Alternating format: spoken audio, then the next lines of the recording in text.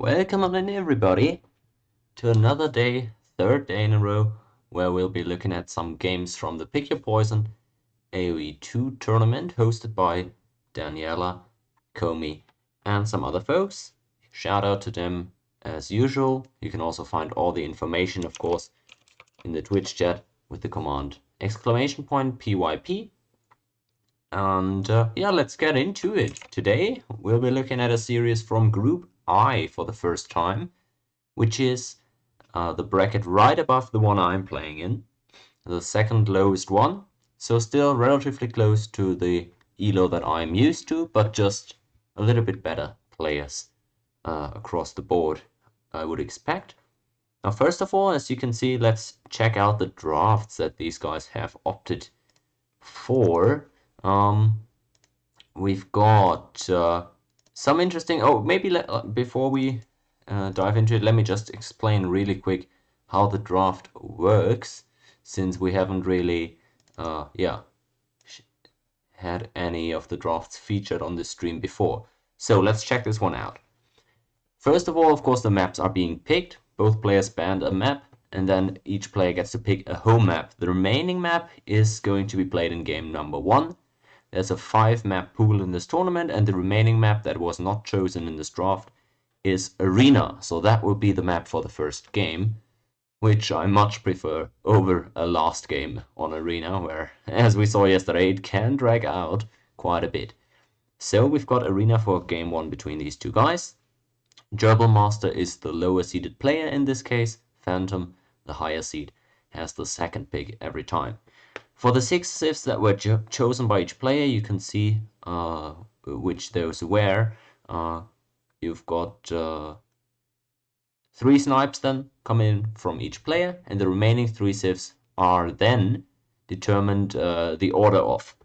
So in the last draft that you can see at the bottom here, this is the respective opponents deciding which order their opponent has to play its civs in, or not necessarily which order, but rather on which map which civ is supposed to be played.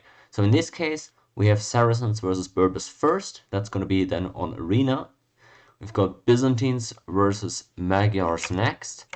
That is then going to be on Islands, since that is the first home map chosen by GerbilMaster, regardless of if that map is actually played second or third. And then on Golden Swamp, the matchup is going to be Vikings versus Bengalis. Again, the order of the maps, in the order in which they are actually going to be played in, is dependent on who wins the first game, and if there even is a third game, of course, since this is best of 3. So, all that being said, you can see the matchups right here, and the maps. With that information, let's actually head into it. Welcome back, guys. I'm excited for this one. Oops. Wrong application there. But it's all good. We're into the game now. Saracens versus Berbers on Arena. Phantom versus GerbilMaster. I'm really excited to see how this one turns out. It's a very unconventional Arena matchup, to say the very least. And we'll see who can make better use of their civilization in this one, because yeah, it's not the typical ones that you tend to see in normal Arena games. So then, let's check out the civ bonuses. I've again prepared the overview. Let's check them out real quick. So on the right side here, let's start with them. That is the Berbers for GerbilMaster, who is the decided underdog in this series. Let's give him some love here first. He's got the Berbers, of course, the villager movement speed, perhaps not as important on Arena, although maybe there's some plays he can pull off with that I'm not currently aware of. You can see the cheaper unit cost for stable units can definitely be massive on a map such as this one, where games tend to go late. This bonus is going to start adding up, similarly to what Hera actually explained in his latest video yesterday, in case you haven't gotten a chance to watch it. He's made a video on which is the best current meso civ in the game, and he said the Inca food bonus is really to be understood as a late game bonus that scales throughout the game. You don't have to make use of it very early on. It's definitely going to kick in with enormous help and benefit later on. So that's the same way I kind of understand this bonus for the purpose. You don't need to play heavy Castle Age in order for this bonus to be good, because it's even better in Imp. Other than that, the faster moving ships aren't going to be an issue here. And the unique unit Camel Archer is of course pretty nice, especially, well, yeah, if you like horseback archers. Other than that, the faster working castles, and the regen on camels can be huge. Again, if this ever turns into a war of attrition type situation, these camels could be pretty fun. Janitors as the mounted skirmishers could also be pretty nice, depending on what the Saracens end up going for. Speaking of the Saracens, let's maybe head over to our friend Phantom's side here.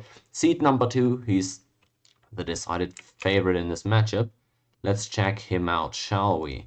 Or his civ rather, which is the Saracens. Also a camel civilization, naval as well, actually. I didn't even know they had that label. I'm not very familiar with them. Of course, they're best known for their market, and we'll see how that plays out on this map. Market also can, of course, help a lot in arena. It makes the fast castle or the boom transition a bit smoother. In any case, transport ships not going to be relevant, as are the galleys. Oh wow, I didn't even know that's pretty significant galley bonus. Didn't even know about that. Look at me. Not as much of a water player maybe as some of the other guys here. The camel bonus is of course very well known as well. Saracens known for their camels. Team bonus pretty useless here on this map, but just the tanky camels could be pretty influential in this matchup right here. Also, with better attack on the mangonels and on the trebuchets, siege is very useful on arena too. So yeah, maybe we'll see a multitude of these bonuses end up playing a role. So far so good though. Let's jump into the actual game. It is still arena though, so we've got a quiet early game most likely at our hands. Let's check out any relevant scouting advantages here. No, I don't really think so. It's arena. Scouting not typically the most relevant. Relic distribution seems fine, although weighted quite a bit towards the side of Saracens. Don't think this is going to be a relic game, but maybe I'm misjudging it as well. Small skirmishes between the scouts here. Maybe a free hit by Gerbil. Nice job there, paying attention. Although he seems to be idling his food eco quite a bit here in the meantime. That's not ideal at all. Did realize this quite late, and now doesn't have any sheep, any additional ones underneath the TC. Is a little bit confused as to what to do with those villages. That's costly idle time that he maybe it's the first game of the day for him potentially, so a little bit cold here going into this one. Well, likely, yeah. And the double lumber camp for the Saracens is interesting. I don't think you typically do this on arena. Typically, if you want to just boom, you place the TC on the woodline anyways, I heard. So actually, double lumber camp is a bit surprising to me. And in general, Saracens here with much more wood eco already than the Berbers have on the other side, who are really leaning heavily into food. 17 on food is quite a lot, actually. I wonder how they are going to be sustaining this one. The surprising thing to me is just that yeah, you're gonna run out of food pretty soon if you keep this up. He's already pushed all of his deer, has he? Oh boy. Maybe he did that throughout the intro. Or maybe there were just no nearby deer on this map this time around. I don't know. Might have missed it. Either way, whatever it is, he's gonna run out of food is my point. And he's gonna need heavy farms if he wants to, well, keep this up. Although, maybe he can just barely sustain to the castle age if he doesn't get the eco upgrades.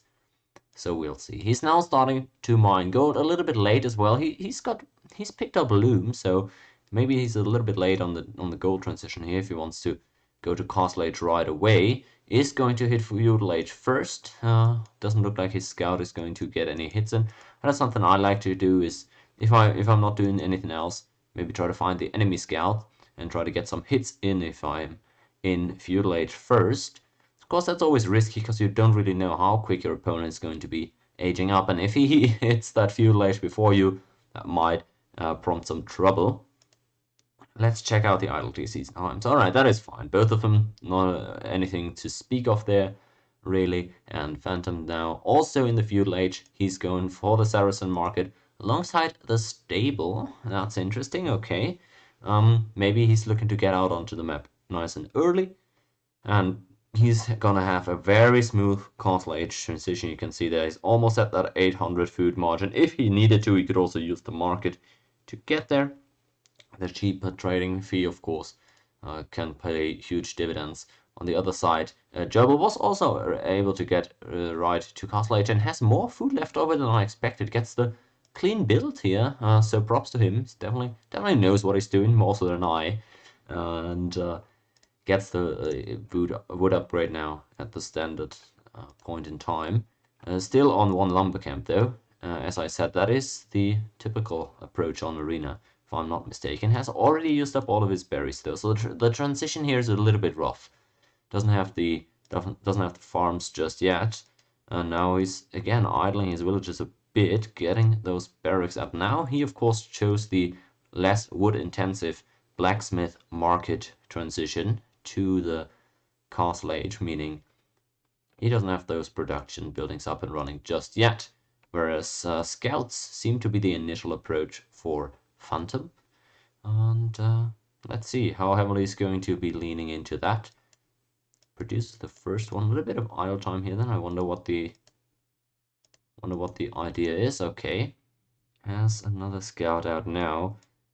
And we'll see. Maybe he just wants to control those relics nice and early, which is, well, which you can do very efficiently typically with some scouts on Arena. So that should work out nicely for him. And Castle Age already in for Gerbil, but Phantom, as I mentioned, smooth build behind this. No issues with that. Is going to get there pretty soon as well. So, are we going to see any aggressive Castle Age pushes? Both players arriving, no second town centers just yet. As I stated, the transition was a little bit rough for GerbilMaster. He doesn't have horse collar, already invested in 12 farms. That's not something I typically like to do. If I'm not going for a crazy Castle Age push on Arena, I tend to pick up horse collar before really putting down a significant number of farms. On the other side, that seems to be exactly what Phantom has done. He's already got that horse collar in and he's on 10 farms himself. That's going to be payoff, but we're going to pay off rather very soon, I expect. Putting up that monastery, so maybe he just recognized he's got a lot of relics on his side and wants to make use of those. Spearman out from Gerbil is the correct response and something that I like to mix in myself as well. Nice and early on Arena. He's going to try and control those relics, I assume, spotting those scouts, but of course very difficult to catch up to them. Some skirmishes up here in the north. It looks like Gerbil is currently trading nicely, but in comes the second scout, and that's the first kill of the game, going over to Phantom. Nice job there, good awareness. Also has the Spearman patrolling out here, and so far seems to be gaining control over the neutral zone early. Let's see what both these guys are planning. Still no second TC for Gerbil, despite him having the res and the food eco to sustain 2 town centers. I wonder what the idea is. He throws away another unit, and overall he just seems to be a little bit behind the curve. He's only now put up that monastery, already out for already the first monk completed for Phantom, although he didn't set the gathering point. That's something I more often than not end up doing. And knights now for GerbilMaster. That is confusing to me. Playing against Saracens, who are very well known for their camels. You know they already have a stable out since he's had multiple scouts in the field. Why are we going for the knights at this point? I wonder what the rationale is. He really wants to control those relics potentially, but doesn't seem like he's been taking good trades, although at this point he finally finds a snipe onto a monk. That's good job by him. We already have one relic picked up here from the bottom, as you can see, but the relic that is now dropped off right in front of Phantom's base was all the way here in the east and should have been a GerbilMaster's one, as he seems to be getting a conversion here. That's big. Okay, monks converting scouts, not something you see all that often. And that relic was transported pretty much to right in front of Phantom's gate, so he's in a fine spot so far, I would say. He's also on 3 town centers. We cannot underestimate that, as GerbilMaster is currently housed as well. Okay, gets that production back up and running. A lot of villages queued in that town center. I really have to question this approach.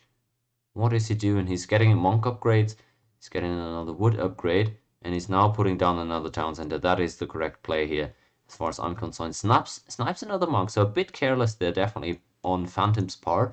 Loses Spearman too. But why not just make another 2 or 3 Spearmen as he brings in another relic from the south, and also GerbilMaster having found that first one and on the way to picking up the second one, so they are going to be trading pretty evenly with those relics, I feel. But the 3 TC boom having started way earlier for Phantom, he's got a beautiful eco. Look at this. Full wood and food commitment. He doesn't need any gold right now. He's already got a few monks in the field.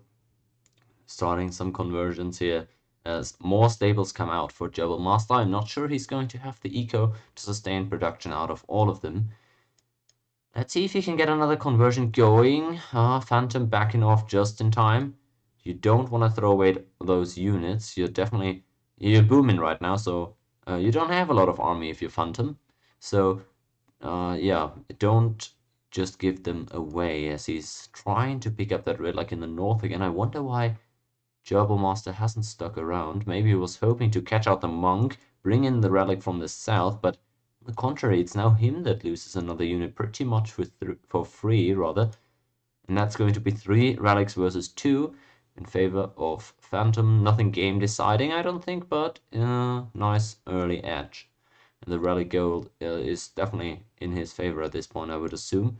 Bringing in the second relic now for Gerbil. Now the knight is pretty potent here, trading pretty nice against the spearman. I wonder, maybe he thought he could win that. I wonder why he didn't just leave after killing the first one.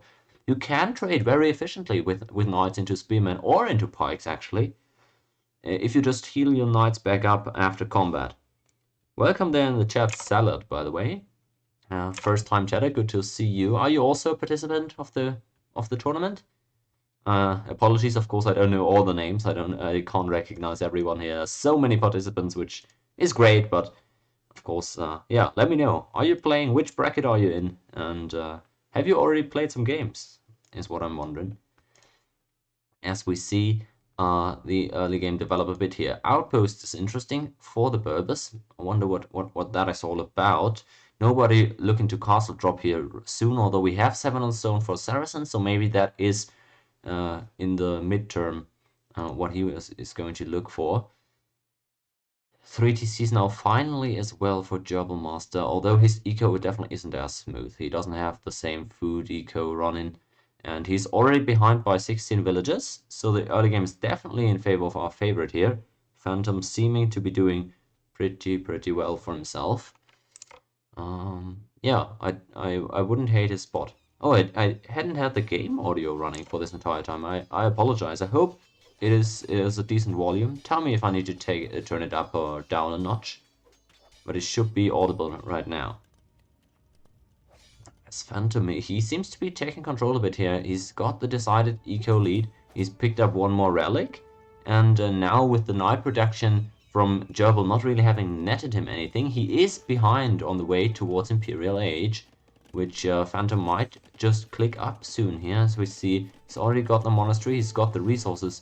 He also has a second building that I don't currently see, but it must be the university, I assume. And even continues taking good trades into those enemy scouts. Very quiet arena game here, considering the circumstances, I would say. The late boom that Gerbil has sort of transitioned into, and investing all this into army without getting anything off it. He doesn't have the map control, really. He doesn't have the rally lead, and consolidating your position with these outposts might be a good investment if you're ahead. But since he's not in a great spot, I think he's just using a little bit too many resources for stuff that he doesn't really need, and that puts him behind on the way to Castle, or on the way to Imperial Age, rather. So I think Phantom's very happy with the position that he's finding himself in. He's not taking any crazy steps. He is also putting down the outposts. And now dropping the castle on his gold. Nothing crazy aggressive, right? He's just taking it slow. He's got both the secondary golds outside here in this castle range, which is pretty fortunate. Whereas a Gerbil has them more spread out in front of his gates. Either way, that castle is going to be going up, and Phantom's going to be in Imperial Age way before Gerbil, who's just so far behind it. Even still, the villager gap is significant. He hasn't really caught up at all in villager numbers, despite Phantom now almost already being in Imp and idling 1 TC doing so. The idle TC time is so significant. It's more than a minute more for Gerbil, and remember that he's been way late on those second and third TCs, so he's even had the TCs for much shorter time, but still has a higher idle TC time. It's much more smooth for Phantom, and he's now arrived in Imp. Let's see what Gerbil's response will be. What can he do in order to, well, keep himself in this one? He's using the market now and immediately about to click up to Imp as well, although he doesn't have the buildings just yet. He's forcing up a castle very defensively, not really protecting any res, so it's really a kind of knee-jerk reaction here to just drop the castle wherever you can and then click up to Imp immediately. It's gonna be 3 minutes late though, with a worse economy and even less army in the field, so overall it's a really tough spot for him. And again, he's not currently taking any of his secondary resources out here. Well, the stone rather, he has been taking. But I doubt he's going to be able to take this gold for very much longer. So I expect the Saracen push to commence shortly. This is pretty big. The elite Mamelukes about to be researched here before even building any by Phantom there. He's taking it slow. And dropping now another castle here for the production. It's a good idea. Wonder if he's got conscription already, but he's making the trap, so I assume he must have researched that before. Okay, now going for the pikeman as well. Well, he doesn't know what his opponent has been making, but he has seen some knights before, so he's probably assuming cavalry is going to be the main chunk of his army. It is the Berbers after all, and with the discounted cavalry, especially in Imp, that is the standard approach that Gerbil would be taken. He's gonna be there in 1 minute, and he's gonna need significant army numbers to withstand this one. I wonder what he's going to opt into. His ballistics and bodkin, so he's trying to go into the camel archers potentially, as trebuchets are already coming out for Phantom. Okay. He's in real firm control of this game. I'll just say it outright. I think he might just push this one through here. Yeah, I don't really know what Gerbil's going to be able to do about this, since he doesn't really have any advantages right now. Smaller army, smaller villages, less technology. He's not even an eco tax or anything is he ahead. So that's going to be interesting. Interesting techs as well, though, for Phantoms. He's not going at all into cavalries. Now we see the first skirmishes here. Oh, that's a bunch of here camel archers that are trying to find some damage. The traps were a little bit overzealous, and so a little bit of damage might have been able to be done, but instead it's a conversion coming through in favor of Phantom, and his pikemen are able to push back the enemy camel archers, although he's now wandering through the castle fire. Camel archers very inefficient at taking out those trebuchets, though. Look at this. Oh, they're struggling mightily here.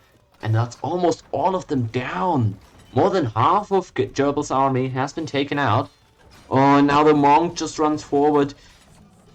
Maybe a little bit of rust here in the first game of the day. It looks like Gerbil isn't taking any favorable trades here. Very fast moving cavalry, of course, but still he's going to take hits and start losing more and more of these camel archers. The pikemen are doing work for Phantom, and without even any camels himself, he's been doing great. The Mamelukes now in as well with the ballistics here. They're throwing those kitchen knives. And despite the camel archers being able to avoid them somewhat, now the knights come in and they start doing some real damage against these traps. Needed those earlier potentially. And let's see if he can take out the second trap. He cannot, and thus the castle will continue suffering. The stone, he's buying more and more, trying to rebuild that castle, avoid that from going down, but he's not going to be able to drop a second one if he keeps repairing this one. It looks like he's in a real tough spot. The Mamluk numbers start massing more and more. Now even the cavalry checks start coming in from Phantom. He's seen something that prompts him to rely a little bit more heavily on that cavalry. Pikemen, 33 of them, although they still tank the cattle fire for no apparent reason. He's got 4 traps in the field now. I was just about to say, why not send a few more traps? The enemy has proven to be unable to take them out. If you send some knights again, you've got the pikemen around. Maybe you would like to see more camels or pikemen in order to really make it impossible for the knights to find positive trades. Chemistry instead also coming in. So Phantom, he can really afford all of these upgrades. Look at the eco gap between these two players at this point. It's a 35 eco lead. Saracens should be able to close this one out, right? I mean, the traps are just so difficult to take out. Good job protecting them as well. Got the Mamelukes camping in front of them. In come the knights. Maybe pull those pikemen over. And that's exactly what he does. That's going to be it. Surely it's gotta be it. He's taken out all those knights.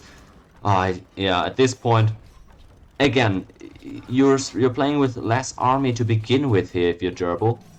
And you're continuously tracking negative trades. I don't see him turning this one around, frankly.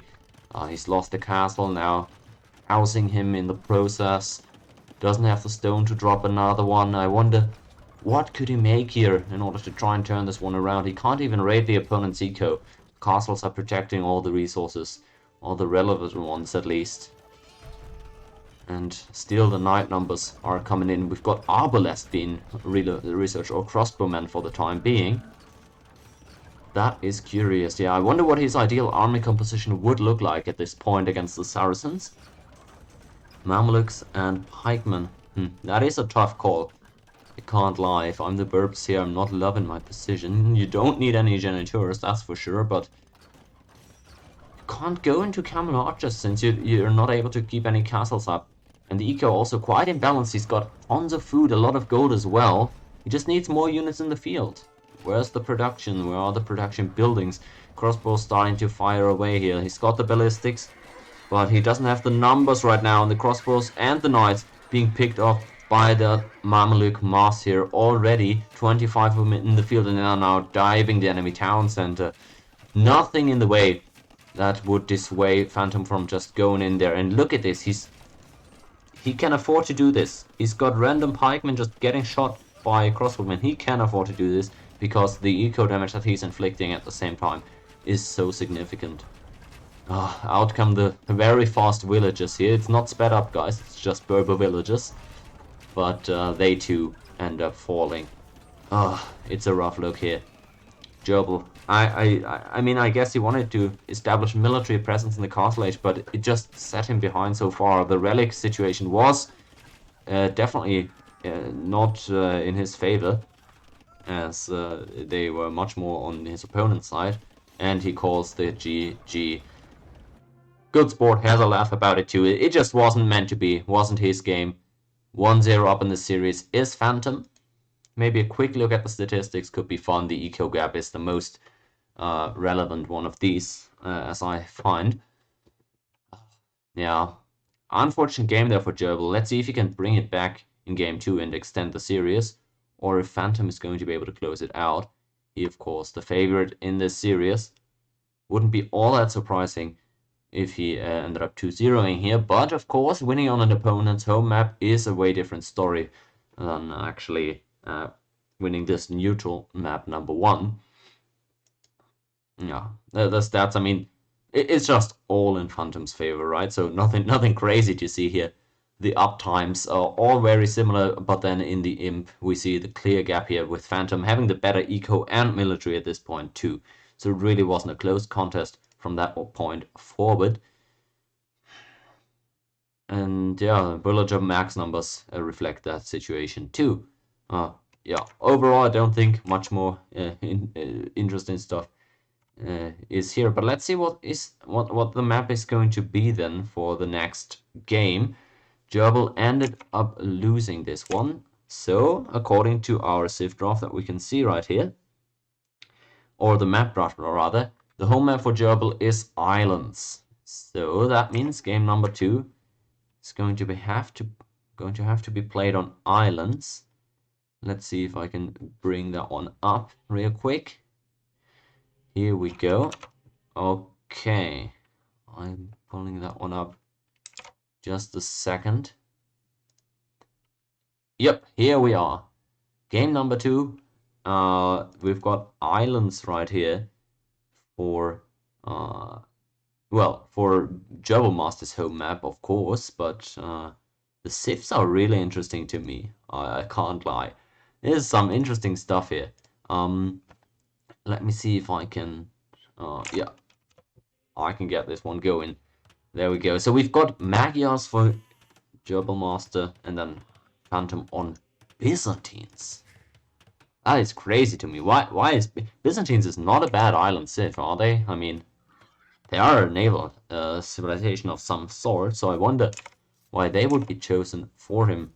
Maybe we can take a quick look over at the draft. What other civs does he have? Byzantines, Saracens, and Vikings. Yeah, maybe all of these would have been good on islands. So this is just what, yeah, Gerbil just had to pick the least of those evils. But it's gotta feel bad to have your opponent on a good civ for your home map. Magyars on the other side, not that easy to pull off on this map. Although, if you can maybe sneak a villager over and do some sort of delayed light cav play or something, scout into light cav, you find some raids, that could be pretty powerful against the Byzantines. But we'll see if they're actually going to be able to pull that one off. Let's then take a look at those civs that we've got here in the matchup. We've got, first of all, the Byzantines for Phantom. We've already seen them yesterday, but let's just do a quick rundown of the bonuses again. It is a defensive civilization, the building HP, but this time around we've got some water play involved as well. So the faster fire ships, as well as the unique tech of Greek fire, could come into play here if we go into any sort of water combat. Although people don't always lean heavily into water on maps that they aren't too familiar with. So we'll have to see how Phantom is able to play this one out. Other than that, of course, it's just classic Byzantine stuff. The cheaper trash and camels as well could be pretty impactful against Magyars. And then the cheaper going up to Imp is, of course, always so smooth. Nothing crazy to say here. This should be the favorite civ in this matchup, I assume. Then on the other side, we've got the Magyars. Let's see. He got them. I'm not sure if he wanted Magyard, but well, he's going to have to make do with that on islands. And the Bo3, of course, typically very well known for their scout rush with the free attack upgrades from the blacksmith, as well as the cheaper scout units. So that is typically what you see from Magyars. I'm not sure if that's true as well for islands, as he's been going for, well, 5 on, oh no, 6 on wood. Yeah, he's doing some traditional wood. He already has to pick up loom though, because he's being housed. So that is less than ideal here for our underdog, who's yeah, just forced to win this one if he wants to stay alive in the tournament.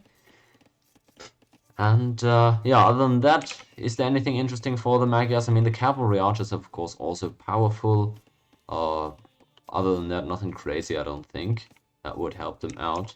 And the killing wolves with one strike, I don't think, is going to make that huge a difference. So let's find out if GerbilMaster is going to be able to extend the series and push it to a decider game number 3, or if Phantom can close it out here and take the nice and easy 2-0 sweep in the series. Less than ideal sheep placement here, and again, at least unlike last time, he's not idling the food eco, bringing in another deer. So good job here. On the other side, Phantom also already eaten both those boars. He's with 6 on wood, already starting the fish. And we've got Gerbil a little bit late on that transition. Both of these guys still well in feudal in Dark Age rather, excuse me. Lots of villages queued up for Gerbil though, so he's collected a lot more food at this point. GerbilMaster. Byzantines not up yet to the next age, and also not a lot of villagers queued. However, they are collecting that boar, and as you see that drop off come in, there we go. He's much closer to feudal age now than he was before. It still somewhat looks like Gerbil is on a better pace here, but we'll see what his game plan is. Maybe he wants to go for some scout aggression actually and ferry over some of these cheaper scouts, or maybe he's looking to go into Castle Age, do the same with light calves. Either of these two options could work out here as far as I'm concerned. He's now housed though, as he is working on getting that third fishing ship out. Gets up to feudal age here before his opponent, as was anticipated, but not really by a lot. 20-second differential here. Same type of eco, although the Byzantines are a little bit ahead. Not really down to idle TC time, it looks like, but just the fish here is making a difference. Or is it? Oh no, never mind that. We've got 3 fishing ships on both sides. He somehow does have 2 more villages. I wonder what that is down to. Oh, did Gerbil lose a villager to a boar?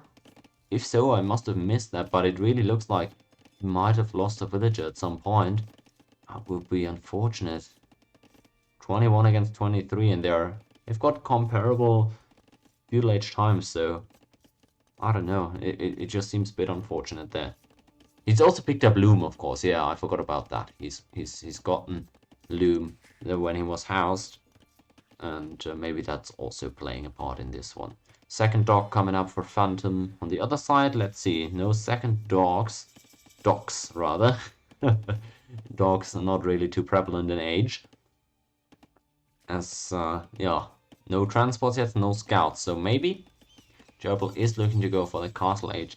Now starting some galley production. Alright, so we are playing the naval game. I was really expecting some cheese play here with the ferrying of cavalry over to the other island. I thought that would be the best angle for the Magyars to take. We'll see if he's got any alternatives here, as he's going into galleys as stated before, whereas the opponent on double docks starting that fire ship production.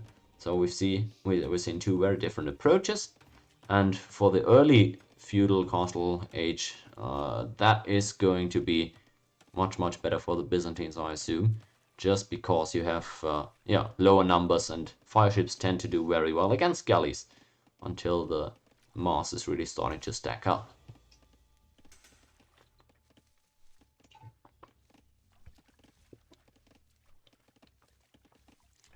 We see some eco upgrades starting to come in. I like the fish. I like the fish from the Magyars, but you don't really have a lot of military to protect it, right? I mean, staying on, you can make 5 fishing ships. That's nice and all, but maybe some more military to protect that would have been nice. On the other hand, we've got only 3 fish for Phantom, but he's heavily committing on that military for the water. Let's see where he's actually going. So he's scouting around the enemy coast, trying to figure out where those docks are at. Of course, he hasn't scouted the enemy island yet, so he can't really know where his opponent is situated. Finds the fish now. That's all of these fishing ships being idled. Another hit to GerbilMaster's eco. And yeah, idling that fish is a big part of that, right? Because you are relying on the fishing ship income. If you're playing water maps, you don't typically have a lot of farms. Look at this, no farms yet for GerbilMaster, despite having picked up Host Color. Maybe a bit confusing, picked that up a bit earlier than he really needed to. But that is big. A lot of damage here to the eco from Phantom. And he's now seen both of the docks from his enemy, I believe. I wonder if he's going to be able to stop the fish for good, because now we have Gerbil just kind of just kind of idling, right? He's got that one fishing ship in here potentially deterring his opponent, but he's not making anything out of his 2 docks. That is a bit confusing to me. He just added the second one, but he's not going into military ships now. Okay, now we have some more galleys in the production. Never mind that. Okay, I like to see it. He's trying to take back water, and he's going to need a lot of galleys in order to make that happen. Idle dock on the backside. I assume he's hoping to be able to start fishing again on this dock. And just as I say this, Phantom stopping the chase. I wonder why he's not continuing here. Oh, that is so unfortunate for the Byzantines. You really want to continue chasing here, no? Yeah, okay, now he's gonna spot that fish and make his opponent stop the farming here.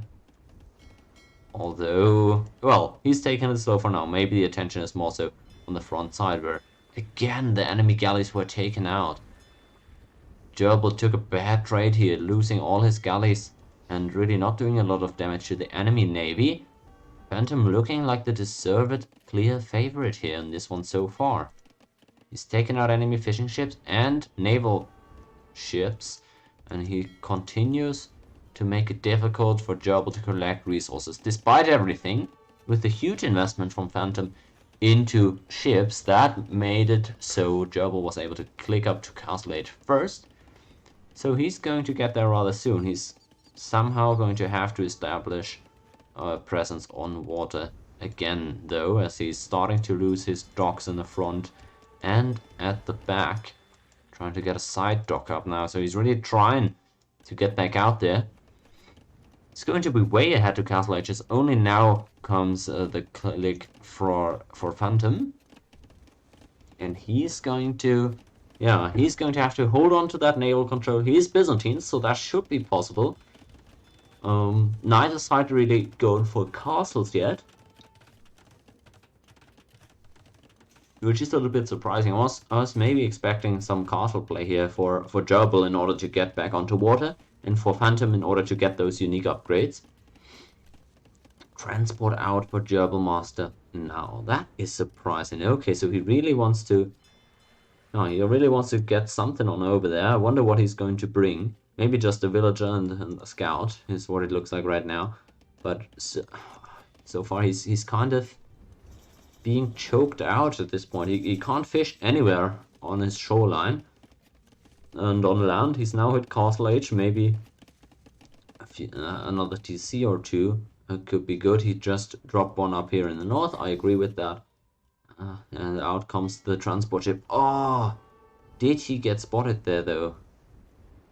I don't think so. Oh, I don't think he got spotted. So that could be big, potentially, if Phantom didn't catch that. Let's see if he can make some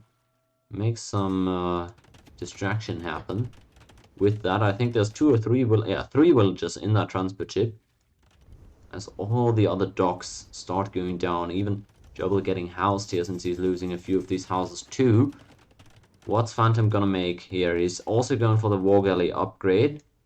That's good. He's got a lot of navy still that can be upgraded by this. 17 fire ships to be precise. That is big. Out come the villagers, though. It's an outpost here. Oops. Where can I switch to Phantom's POV? Oh no. I would really love to show what the vision is like on this outpost, but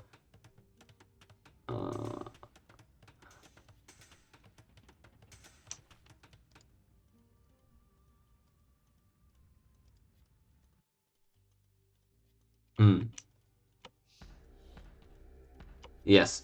Okay, that's the way. Oh yeah, he's got vision of this. Alright. So that is big. Oh yeah, the Byzantines, of course, they get free town watch as well. So that's why he's got a lot of vision here. He sees the enemy forward, and what is the response going to be? He's dropping more TCs at home. I'm not sure he's actually spotted this one yet, though, since I don't see any land military productions being dropped.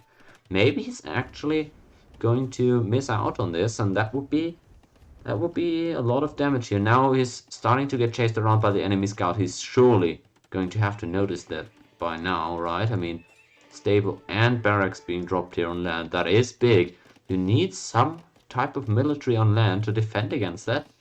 I don't see him making any buildings now. Maybe he just hopes the TC fire is going to be enough to protect him. I do think that is a bit negligent though. Would like to see more, more careful defense here, as knights seem to be the play for Gerbil, who is once again housed.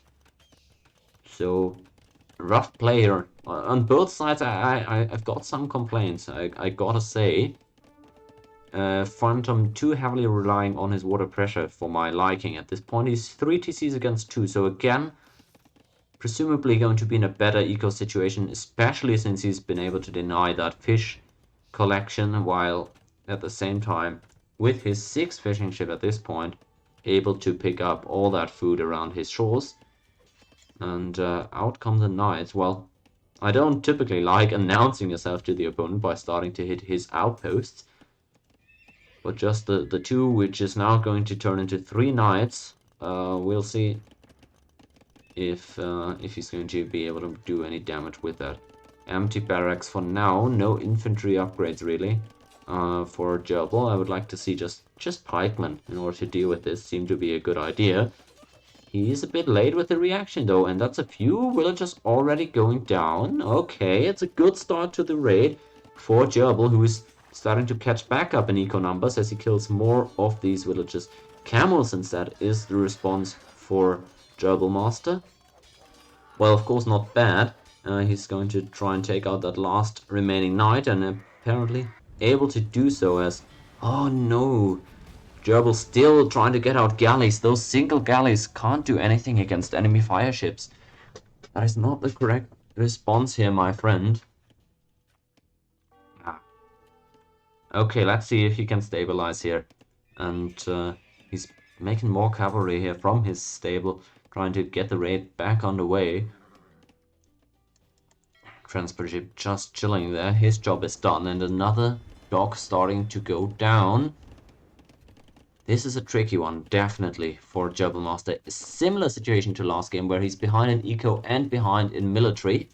At least he has established some map control on the opponent's island. But now, do the camels start coming in? And they are even able to deny some of that wood collecting going on. Alright, it looks difficult for Gerbil to hold on to this. He's making more knights, but that's not the effective trade into those camels. Maybe some pikemen out of the barracks could have also been a good idea. Struggling to even keeping up to even keep up his eco at home though. Somehow he's got very little wood despite having 18 on it. I wonder what that is due to. He's not making any wood units. Why is he struggling so much with the wood income? I'm not 100% sure on that. As the tower, is that no way? Oh, we actually drop in a tower to save our 2 villages? I wonder if that is the correct play.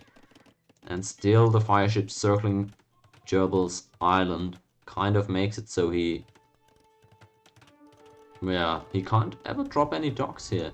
Trying to get an outpost up here. Yeah, I'm a little bit confused by his overall approach. He's trying to get a castle up though. That is the main point, and that is something that I was calling for earlier as well. Again though, we've seen this so many times in this series already, where he just takes disadvantageous trades here. I really like the idea, right? I have to compliment the thought of putting up production buildings on the enemy island, harassing the eco that way, because that is his only realistic avenue here, I feel. It doesn't matter though. It doesn't matter if the enemy has a stack of camels. Your knights are just going to collapse if you don't have a big number. And I wonder why there's no infantry coming out to support those knights. Well, at least he's getting up a castle at home, which is going to enable him to get some safe docks up. I assume, though, that Phantom is going to go up to Imperial Age pretty soon here. And then when the traps start coming in, traps on those neutral islands maybe, taking out your castle, then you're really running into trouble. For now, though, it's just fire ships suiciding to the castle. I wonder why he's sending those in there. Come on, Phantom, don't throw away your numbers like that. Get out of there. Alright. Alright. bit ugly. At least he's able to clean up the forward there from the enemy. And a second castle being dropped wild. I completely missed this one. Interesting play. Phantom is now trying to push by establishing a beachhead on the opponent's island. And I have to call this into question somewhat, because I don't deem it necessary, really. Remember in the arena game where he did a great job of slowly but decisively pushing his lead, and now even the Magyar Hussar is able to break into the castle. He just didn't do a good job walling. Luckily he gets up the building anyways, but this doesn't look fruitful for him. In all honesty, this castle is probably not going to stay up for long. The only good thing about it is that the imp is going to come in. Yeah, I don't think that was necessary to drop the castle on the enemy island. You're not denying any res with it. You're not really putting a huge amount of pressure with it either. And now you're losing villages for free as well. Okay, I just would have preferred it on a neutral island. Or even at your own home island. If you just take it a little bit slower, you're already in a good position. You know, look at the score difference. You're in a great spot, theoretically. So why are we doing this? Why are we dropping the castle here? It's a bit risky there. Had he not gotten that up, that would have been absolutely disastrous. Luckily for him, he's able to complete the building. And now, though, with the second castle from Gerbil protecting the docks, as I said before, he's able to rebuild ships. I don't like this, though. I really don't. Get up more galleys before sending them out. You're going to lose them again at this rate. No, oh man, Phantom, or Gerbil rather.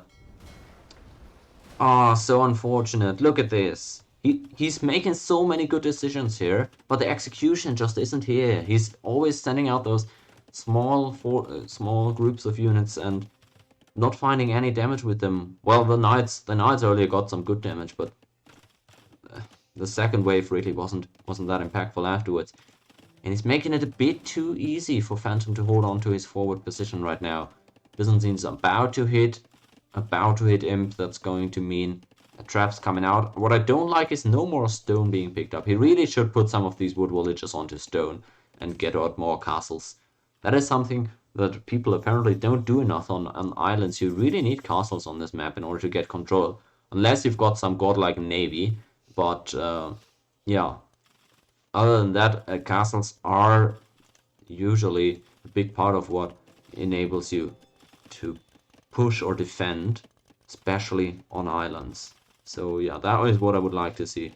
More, yeah, just more people on stone, and he now does it. Oh well, no, excuse me, 6 on stone for Phantom. So that is not terrible, but it's a bit late for my liking. And let's see if that one castle he has is enough. He's not even making any traps from it? Oh no! If you're not gonna start making traps, what is the point then? I'm not a huge fan. Either way, walls coming out from Gerbil is very confusing. As he's getting raided here from the enemy camels. Maybe I should have paid more attention to that. I was just too preoccupied with the castle situation going on. But the camel raids are devastating for sure. He's getting some decent eco kills. Look at the eco KD. Almost twice the villager kills has Phantom now compared to his opponent, although there's some fishing ship kills in there too. Now Gerbil has listened to the advice. Good decision to mass some more galleys before taking the engagement, although the damage is still laughable. Oh, he doesn't even have fletching yet. I wonder. Oh no, excuse me. That is Gerbil. Never mind. I'm looking at the wrong upgrades here. My apologies. He's got the Botkin arrow. Good choice there. But yeah, now he starts again trading in low numbers. I don't like to see that. There's no hurry here, I don't think. Finally, the trap coming out for Phantom, but his castle's already taken some hits here.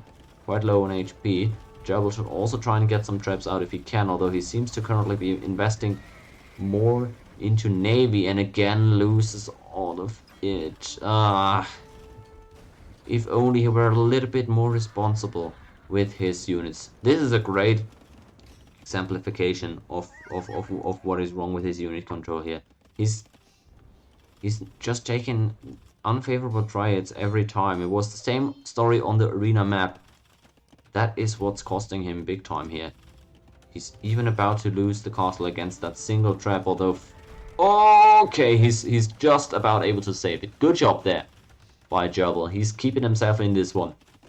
He is the epitome of an underdog here, definitely. Seed 15 against Seed 2, down 1-0 and in a rough spot here on islands. Can he somehow pull this one back? He's now going to have to contend with another wave of camel raids, or knight raids rather.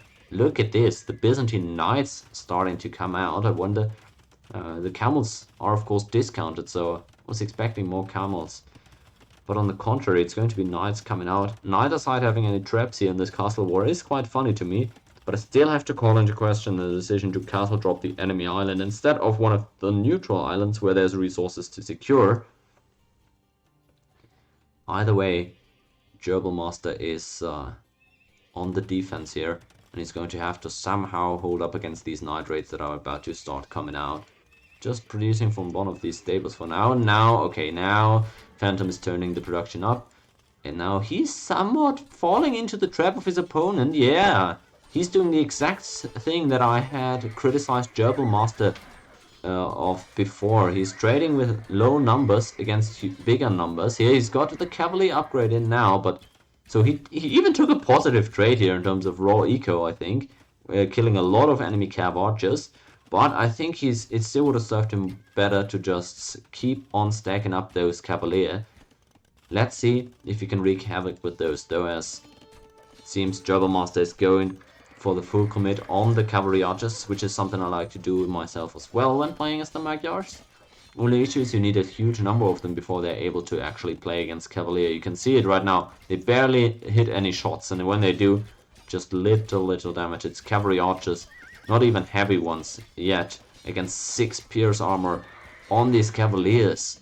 Oh, look at the trades that the Cavalier are able to take. 9 kills on just these 3 Cavalier. And a bunch of them have already gone down as well. Good play by Phantom so far. And he's taken full control of this map, even starting to control parts of the enemy island. Still having up his own castle here. Not able to repair it though, so that may be a bit difficult for him. I wonder if he's going to lose that one.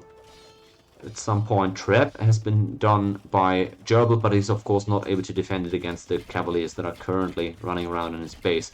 Now, at least he's doing a really good job massing those cavalry archers. I don't love this castle placement. It's not really protecting any resources.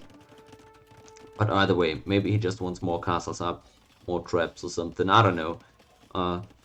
Anyways, he's producing cavalry archers, and that is the most important part as far as I'm concerned. 18 of them against 14 cavalier right now. It's just not the right amount of numbers just yet. Traps starting to come out from Phantom. How can Gerbil push this one back? Oh, it's starting to look like a very bad position for him. I wonder if he's going to start folding soon, although now with a decent amount of cavalry archers, he's able to do some damage to these cavaliers, but look at this. It's just so little shots actually hitting the target. You don't have even ballistics in yet, and it's still just regular cavalry archers. You need that heavy upgrade coming in. I wonder if he's got recurve bow researched already. No, he doesn't. And now it's Paladin clicked for Phantom, the Byzantine Paladins. Let's go. I didn't expect to see that necessarily against Magyars here. Well, maybe it's a good idea, actually. I was more so expecting him to lean into camels and skirmishers, but, well, maybe it can work out as well, as now we have recurve bow researched by Gerbil. That is a big boost to the attack of these cavalry archers. He's gonna need more upgrades though. Another castle being dropped, good idea here, at least protecting the flank here and, well, whatever this resource here is. Some stone maybe. In come the Cavalier again, just before they turn into Paladins. At this point you definitely don't want to lose them. Keep those army numbers high if you're Phantom, and you might have something to work with here. He's still very much in a position that allows him to win this game, I believe. He's now even getting ballistics. And oh, I think I was looking at the wrong side earlier. Again, yeah, ballistics is in for GerbilMaster. It's a little bit confusing for me, the left side, right side conundrum on this map. But either way, he's got a good amount of cavalry archers now. He's got a lot of upgrades that are relevant already, and chemistry is on the way. All that's really missing is the heavy cavalry archer upgrade. And then, when he gets that with 30 of them, he's going to be able to trade pretty fine into Paladin. So I think he's kiting backwards here. He's trying to get some good hits out. And the Paladin, they aren't able to dive the castle fire. 2 of them already gone down without getting any damage back. And that's 2 more about to be killed by the enemy castle. Phantom needs to find some damage with them soon. And he's recognized this. And he's starting to dive the enemy town centers, looking to get any villager kills, but so far he's just running and taking more free damage from the castle fire.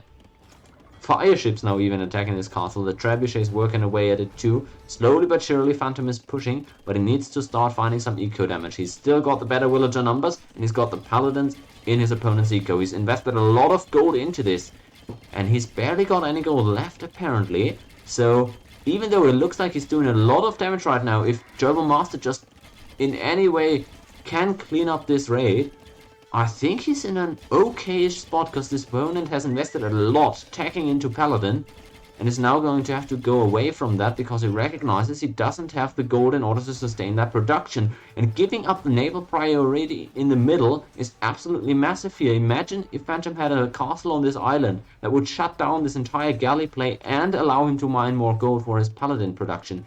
Instead, he's got a castle on the opponent's island that doesn't do anything. Well, it's taken out the opponent's castle, so I guess good job on that. Congrats, but that was more so the trebuchet play. And that he could have also done from the neutral island. So Phantom with some missteps that are actually more impactful than I initially thought. He's gonna lose all of his Paladin. Oh, so low HP are those Paladins now. Yahutzar's coming out from GerbilMaster. Is he actually going to be able to stay alive in the series here? I'll be honest with you guys. I almost was ready to call this one and say, yeah, it's a 2-0, it's a wrap. But no, he's fighting to stay alive. Maybe he's actually got a shot in this game. And the naval control is huge. It's absolutely massive. No castles helping out Phantom in order to retake that control. And now he's the one whose docks are under fire, and he's pretty much got nothing to deal with that. I wonder what that battering ram was intended for. That is definitely funny. Instead, Phantom now forced to tag into skirmishers as I suggested initially. He's going into the trash now. Yeah, he just doesn't have any gold left. Maybe that was a bit short-sighted here. And I think that the crucial decision here from him was really not securing the bonus resources. There's not a lot of gold on islands. Guys, it's really not a lot. And he's just tanking so much arrow fire here with his paladins. I think that's terrible trading here for Phantom. And honestly, I might actually prefer GerbilMaster's position here at this point. It sounds weird, but he's got he's got a good stack of cavalry archers.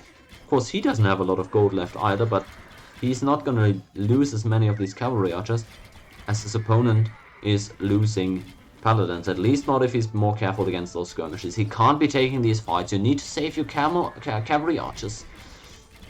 Please just pull back a bit, heal them back up. You can afford to give up these archery ranges, but yeah, he's just tanking the fire right now, sustaining through it, gonna take out the trebuchets by force. I don't really like this hard commitment here, and more fire ships start coming out again for Phantom, who's trying to chase down the enemy galley mass. I can't tell at all who's winning right now, guys. I'll be frank. Well, Frank's not in this one, but still. It is absolutely hard to tell because both sides have made some missteps and has some huge problems, mainly the amount of gold that they, well, are just lacking right now. I'll just say that Paladin upgrade was not worth it for Phantom. How many did he have? He had like 30 maximum 30. Couldn't have had more than that. And he barely got any kills with them. Got some nice eco harassment done, sure, but that's not worth the thousands of gold. Well, I'm exaggerating a bit here, but not by a lot, that he invested into that. The Cavalier were more than sufficient, I feel. And now he's even losing some fire ships, really.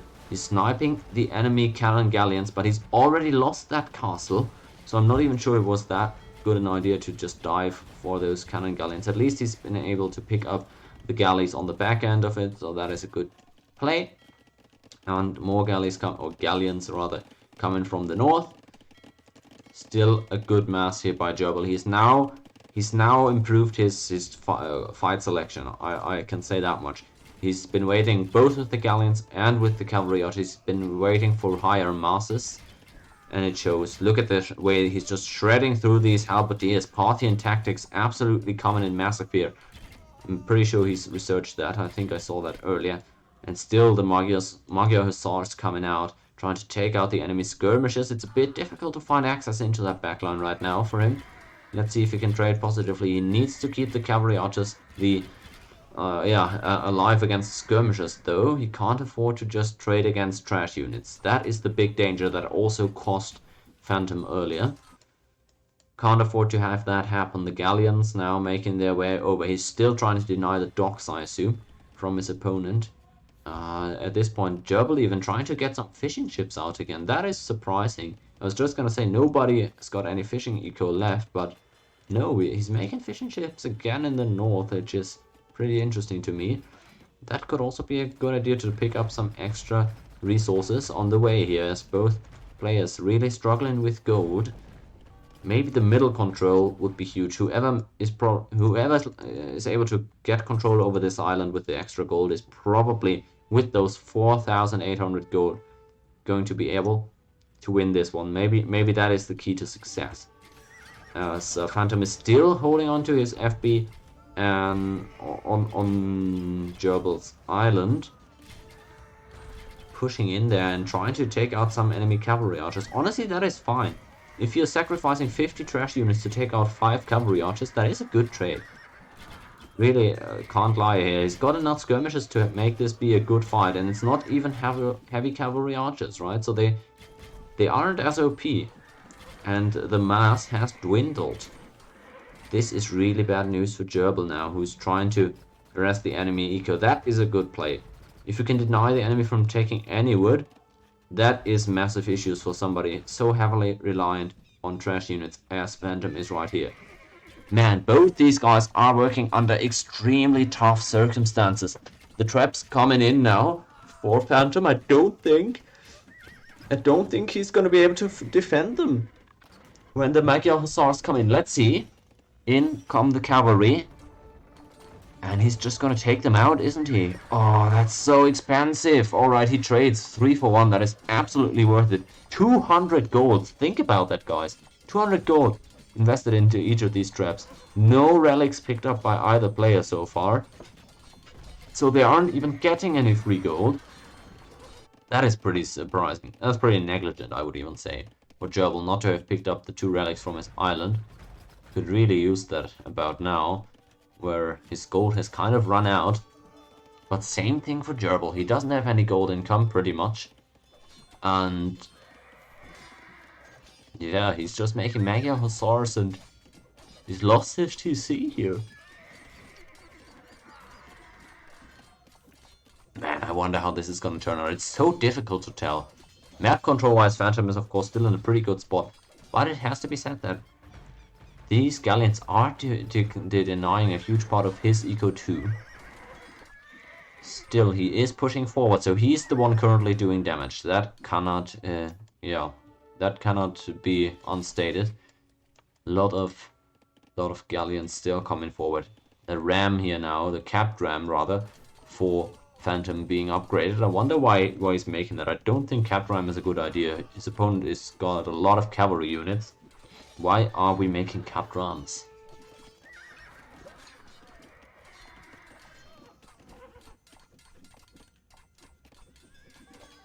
Man.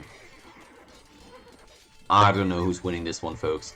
It's so difficult to say. Byzantines with the full trash spam, that is where they thrive. And nobody controlling the neutral islands. At least some villages being brought over. That was a good choice by Gerbil. He's recognized that Phantom is completely ignoring the middle islands, and he's starting to take resources there despite not actually having the control. That is what naval control can do for you. He doesn't have any units around, but just knowing that the enemy doesn't have any navy on the field makes it so he can afford to ferry some units on over there. He's still trying to push in finding some skirmisher shots onto those cavalry archers, and good choice by Gerbil to just flee into his castle.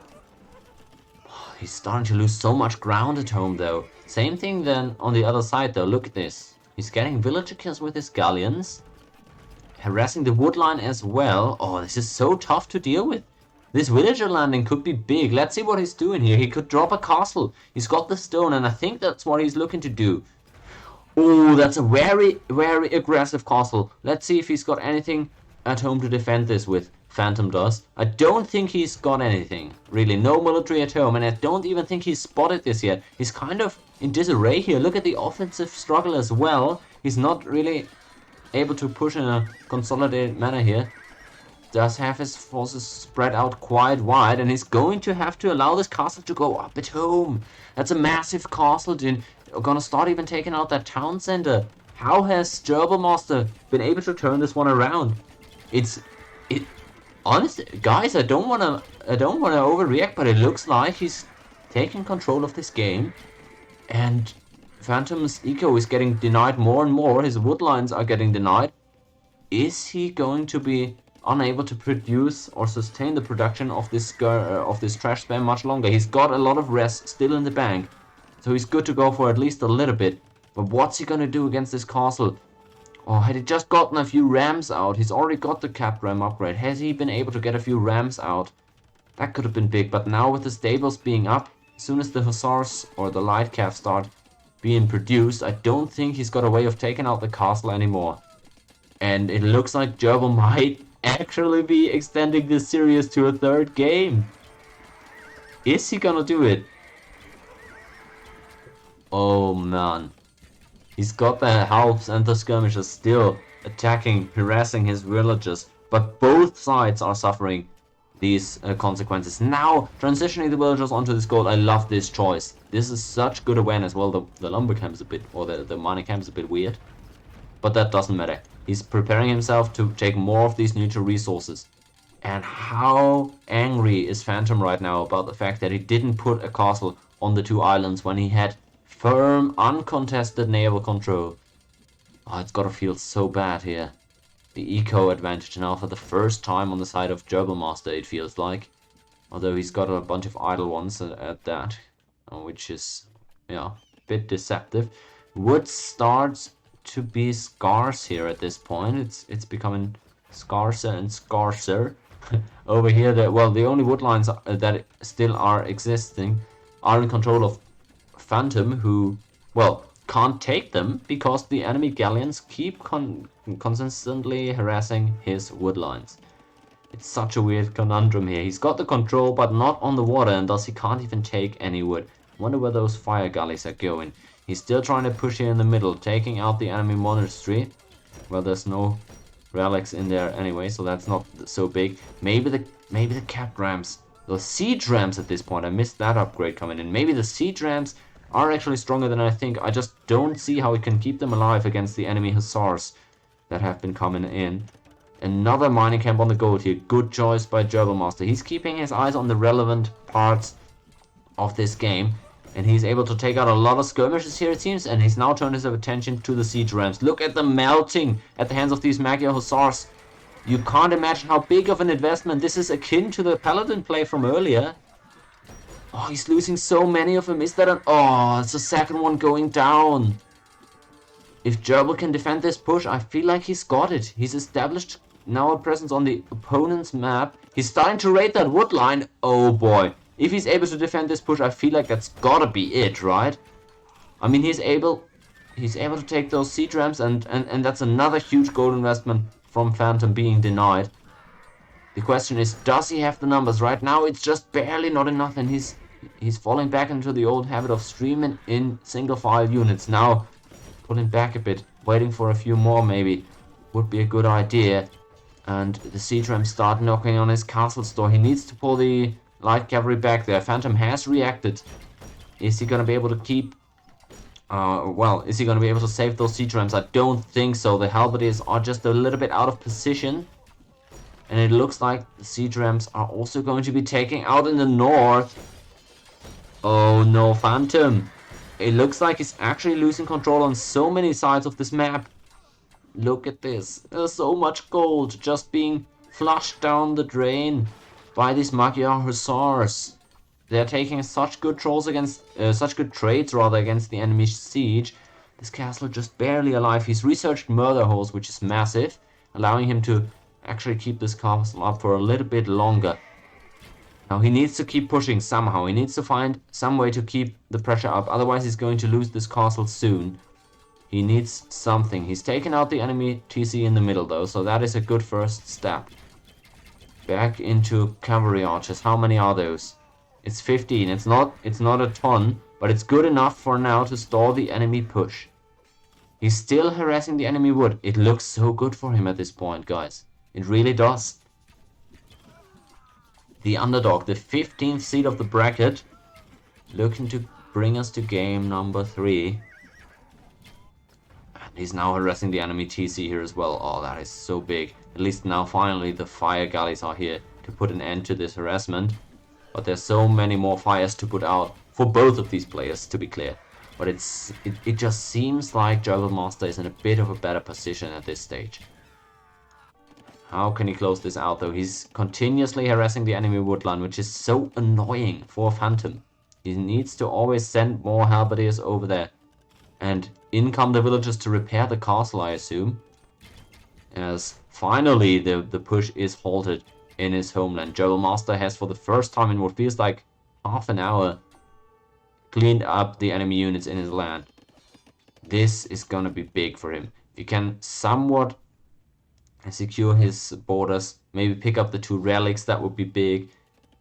He's already picking up all the gold in the middle. There couldn't be all that much left. It was 4,800 in the beginning, remember guys?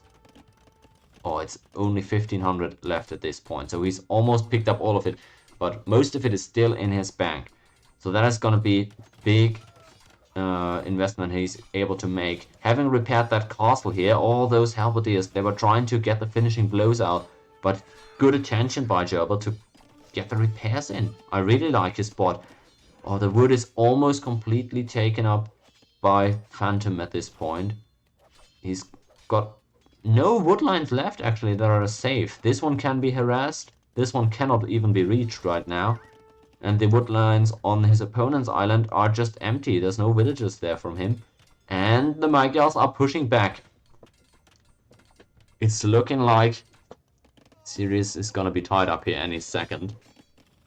Well, maybe not any second here. There's still a long way to go for Gerbil if Phantom continues to fight on here, because he's still got a decent amount of rest, especially food in the bank, and his island is still largely his.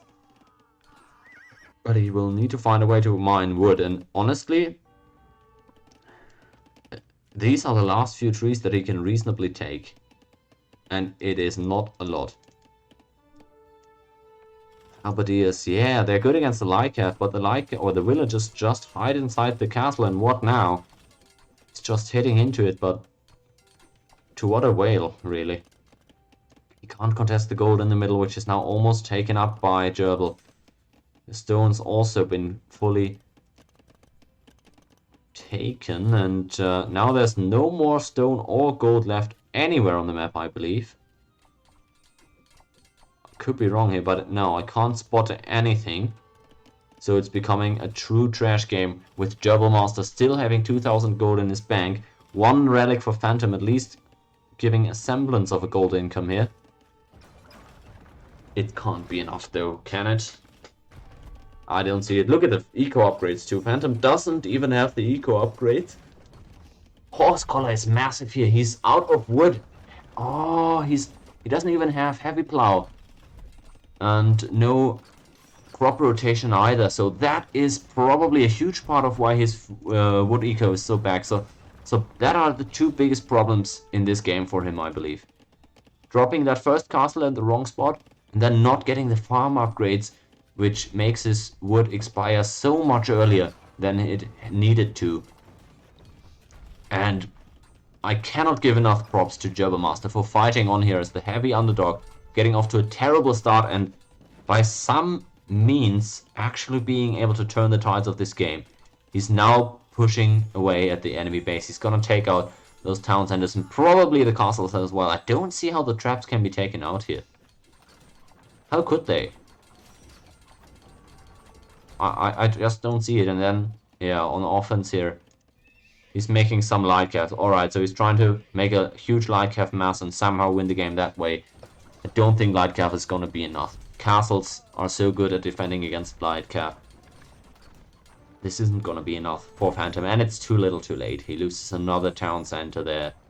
He's losing the production buildings. All he has left is food, so I guess that's why he's making light cav. But food isn't going to be enough here. That's not going to save him. Gerbil is actually winning this game. 40 villagers left only for Phantom here. He's going to go with the light cav. That's his last ditch effort at making something happen. He's even been walled out though, so that's... I mean, he can't even break in. He can't even break in. I don't see him continuing this for much longer. He's gonna lose that castle. He's gonna lose all of his home island. Wow. Huge respect for GerbilMaster. And me being in a similar spot to Phantom here, because I'm one bracket below him, but I'm also the second seed of my bracket and facing the 15th seed in the first round, I'm kinda getting scared here. Because GerbilMaster is making a real interesting series out of this, and he's looking good at this point. He's taken out that castle. He's taken out the entire light cav army that was knocking at his gate. The villagers come over there onto the island, but there's no more gold to be picked up and not even any wood. Yeah, Phantom's just all out of sorts here. Even the relic has been snatched away from him. All he's got is those fire ships, and even those start dropping now. Man, the balls on this guy, Gerbil here. The resolve is mainly what has kept him in this one.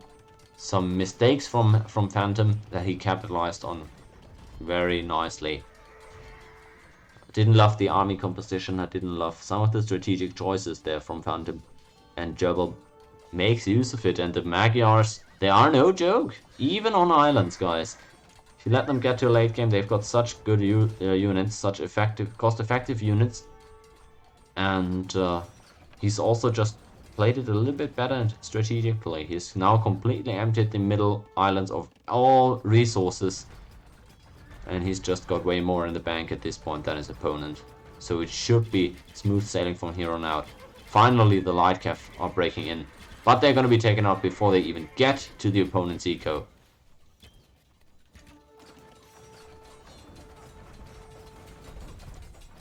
The villagers, the last attempt at taking out the enemy traps. There we go. Phantom finally throws in the towel. I mean, I can't blame him. He was in such a good spot. It's gotta feel awful to call the game and give it up here after getting ahead to a good start. Let's check out the stats together. Much more close in the first one, but yeah, the eco in the end is pretty telling here. All the resources collected. Phantom collected a lot of wood, but he spent so much more than his opponent, mainly due to the farm upgrades, but also of course due to the trash spam. Much less stone and gold here because he didn't get the neutral islands, and then a few strategic blunders, I would say as well. My lord, hey, that was a good game here. So exciting! I didn't really think Gerbil had it in him to turn this one around, but I was proven wrong decidedly here. Oof. That was a banger of a game 2, and we're actually going to game number 3 here in just a moment. Let's check out what map and Civ matchup we're expecting. I think it's gonna be Golden Swamp. Yeah, Phantom's home map, Golden Swamp, and it's gonna be Vikings against Bengalis. Ooh, okay. The Vikings for Phantom. And wow, I didn't even say this before, but we actually have the underdog winning on his home map, alright, but with Magyars against Byzantines on islands. That is massive. I didn't expect that. I can't lie, guys. Let's hop into game 3 though, because that's gonna be so exciting. Game number 3, of course, going to be on Golden Swamp as stated. before, and we're gonna see Vikings again, which I'm always excited about. Against the Bengalis, though, for the first time in this Pick Your Poison tournament, at least from the games that I've casted, we are going to get to see Bengalis. And let's take a look at their Sith Bony first, shall we? It's 1-1 tied. GerbilMaster, a chance to complete the reverse sweep upset here against the second seed in the group. And he's playing as the Bengalis, who have gotten a bit of a bad rap. Viper was known for picking them a lot in the tournaments, especially then in NAC4. And he said, yeah, okay, he's given up on them. They aren't as good as he thought. But with the recent big patch, maybe they can have a resurgence here. Let's check out their Bony, shall we? Very tanky monks, which is great. Cavalry bonus attack against skirmishers is really nice. That could have helped him in that last previous game, if you remember. Regeneration on ships is interesting. I didn't even know that. That could be interesting on this hybrid map too. Town center spawn 2 villages. That is the well-known bonus of that civilization, of course. Okay. Other than that, I mean, the trade units aren't relevant here. Less pop space for monks and villages is pretty interesting. Mahayana, pretty good tech there. In the super late game especially. Otherwise, yeah, a Sith that has received a lot of criticism. Not many people have been hyped about it. And GerbilMaster, the underdog, is going to have to get the most out of it if he wants to win this game against one of the top civilizations on this patch, which is, of course, Phantom's Vikings. Their Sith Bony. Mostly well known, although, if you guys don't know, in the recent April update, which was a massive patch to the game, they received a lot of changes. Mainly their unique tags, but also, yeah, mainly the unique tags where they got that bonus damage on archers. Still, they have fully upgradable arbalests minus thumb ring, and with Bo3, they are gonna have to, well, they're gonna have another big bonus that helps them go into archers, despite not being classified as an archer civilization. Why is that? Because the infantry is also amazing. You can see the chieftain tag still providing that attack bonus against cavalry, and they even have the Berserker Gang technology giving the extra regeneration to Berserks. They have that built in to Berserks now from the get-go. So really, just love, nothing but love is what the Vikings received from this patch. Also, of course, with the Gambasons that they got, just strengthening their infantry against archers, which the Bengalis maybe aren't going to be committing to. We'll see what Gerbil's going to go into. Overall, of course, Vikings are just a higher tier Sith than Bengalis in most people's views. And on a hybrid map, both of these Siths definitely have some good use. So I don't think either of these guys is mad at what Sith they ended up getting here. Let's maybe check. At one point in the draft, they both selected this. Alright, Bengali is one of the later picks for GerbilMaster. Vikings also the second to last pick for Phantom. So, in this deciding game, round 1, loser is out of the tournament. Winner moves on to the quarterfinals. Who can actually prevail here? As Phantom lures in the second boar, gets a good lure. On the other side, looks like both boars already eaten by GerbilMaster. Nothing crazy so far. It looks like Gerbil is about to, yeah. Oh, alright, he's getting loom. I was gonna say, is he about to click up to feudal? No, he is making those houses. He was about to be housed. That's why the loom has come in. And yet another villager coming out. Dock already down for the Vikings here. Phantom starting that fish in the feudal age already, and he's gonna click up to or in the dark age, excuse me. He's gonna click up to feudal age here in a second. He's got some idle villages there. A bit of an unfortunate placement there of the boar. Makes it a bit awkward, nonetheless able to click up. And both of these guys virtually gonna hit the next stage at the same time, but with 2 extra eco on the side of Phantom, who's got the 2 fishing ship out already, whereas his opponent is only now starting to drop the dock. Let's check out the scouting of both these guys. Okay, you see on the mini-map here what the Bengalis see, or maybe this is a bit clearer. They haven't scouted the enemy at all yet, just scouted the middle and now taken a tour around the south, whereas let's check out the Vikings. How do I do this again? Yes, this is how. Alright, they have scouted their opponents. They haven't seen anything crazy, but they are now able to spot that dock, which has just gone up. And they're also seeing the attempt of their opponents to start walling up too. I think I like their scouting a bit better. And Phantom, what is his play gonna be here? He is probably the favorite here. I think he's got the slightly higher tier Civ, and he's also the higher seeded player. He's dropping the second dock, so he is aiming to go for some water play, it looks like. It isn't currently producing out of both of those, but he's going into galleys for now. Of course, long ships for the Vikings, not an option until Castle Age.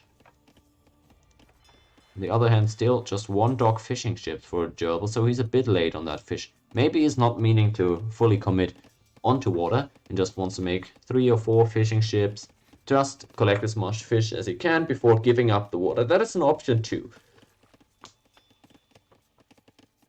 We'll see what his approach is, I guess. He's still got none on gold at all, so he really doesn't seem to be concerned about contesting naval for now. I wonder why that is. I wonder what his idea is then. None on gold at all is a bit weird, because that also means he's not really going for the fast castle unless he wants to sell his stone. But yeah, he's also not looking to go... Well, it's not a traditional fast castle either way, right? But you get what I mean. It's not gonna go for a short feudal age, it seems. Yeah, a bit surprised by his complete disregard for collecting gold. And he's now already being harassed on his fish. He's not making any other ones, so just the 2 fishing ships. And they are gonna start to get tapped here. On the counter side, he's trying to harass the enemy's fish as well with his scout, but Galley's gonna be eventually able to clean up that attack, while the enemy fishing ships are still being chased around. And Gerbil is just walling up for now. It is really curious. He's only now going on to gold. He is getting close-ish to Castle Age, I guess, but yeah, I wonder if he's got a concrete plan here, because he's given up the water. He's not making any more docks, which Phantom is aware of, so he doesn't even have to make any more galleys, which he still does for some reason. I would like him to actually stop the galley production and start, either making some land army to really start harassing the opponent, or actually just going towards feudal age. He knows he has got the better economy, because he's able to collect on water. So I don't like him making any more galleys. I don't think that is necessary. You know the enemy only has 1 dock, and you know he's not producing out of it. So maybe a bit of an overinvestment into galleys, while for some reason not attacking those fishing ships. But if you take out the enemy dock, then I guess the fishing ships lose value as well. Blacksmith up for GerbilMaster. He's already got the market down south, and he's even using it, selling the stone after all. Yeah, I don't like his build here, to be honest. I don't think it was very efficient, but still he might be able to make something of it, because he's gonna be in Castle Age first. Now, after getting there, what is he gonna do? That's what I'm wondering about. Doesn't have any military techs just yet, so we can't tell what his idea is. He also doesn't even have a barracks. So no clue what he's gonna go into. But he's not mining stone either, so it's not gonna be... A castle would be really helpful. Securing that stone, for example, against the galleys. Castle could do him a big favor. Phantom has halted the galley production on the 3 that he's got, and now he's going back into galleys. Gerbilist. Nah, that can't be the right play. You have got such low eco numbers. You can't be using your gold, especially your gold, for galleys right now. You need to get some army out there, or a castle. I really think a castle would be best. Would be serving him best here. Maybe could go into monks as well, but you're expecting archers from the Vikings in the feudal, or in the Castle Age rather. In the late feudal, early Castle Age. Oh, Rapdex, sorry, I didn't even see you in the chat. Good to see you around as well. Oh, I'm sorry. I didn't put down the Viking tech over you. Oh, that's bad. Thanks for pointing it out to me. Didn't put that down. Either way, it's fixed now. Yeah, sorry, I didn't even see you in chat until a second ago. It's a bit weird with the AOE cost for me, kind of having some trouble there with the chat, but it's all good. No, there's no stream delay. I'm just blind. I'm just blind, yeah. I didn't put one on, I don't think. So yeah, it is a replay though. So we're not watching a live game. It's a replay from last night. Phantom is taken on GerbilMaster in round 1 of the Pick Your Poison PYP tournament. Bracket I, meaning it's very low elo players, pretty much around my level of skill, a little bit higher. That's one bracket above mine, the one that I'm playing in, but yeah, my game hasn't just been scheduled yet, so we'll see. I will of course be streaming that from my point of view as well. Yeah, Phantom was in my stream yesterday, so we'll see if he can close this one out for us, or if he's actually going to be upset by the 15th seed here in GerbilMaster, who's taken a pretty curious approach to this game. I'm in the tourney, yes, I'm playing in the lowest bracket, bracket J, but it's all good. You have to win your bracket though if you want any prize money. It's an undisclosed amount, but it's a 16-player single elimination knockout bracket. If you win the bracket, you get some prize money, which is cool. But yeah, it's my first AOE tourney, so I don't really expect to win. But since I'm the second seed, I should have at least a shot at it. Watch me get upset in the first round by the 15th seed, though. That's gonna be great.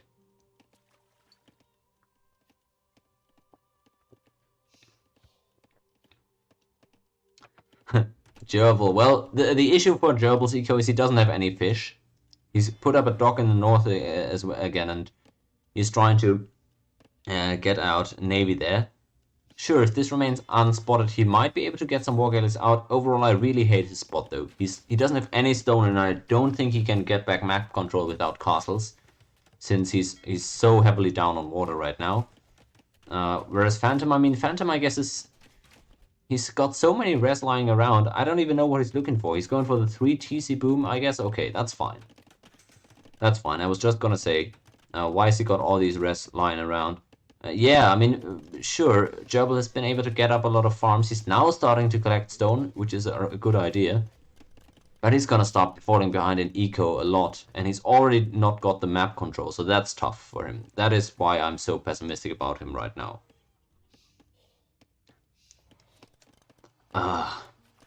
It's tough for him, really. He's so late on the second TC again. It's very reminiscent of game number 1 on Arena, where Phantom just outpaced him. Had same situation. He had the map control, he had the better eco, and had the better military, and thus ended up winning pretty quickly for Arena standards.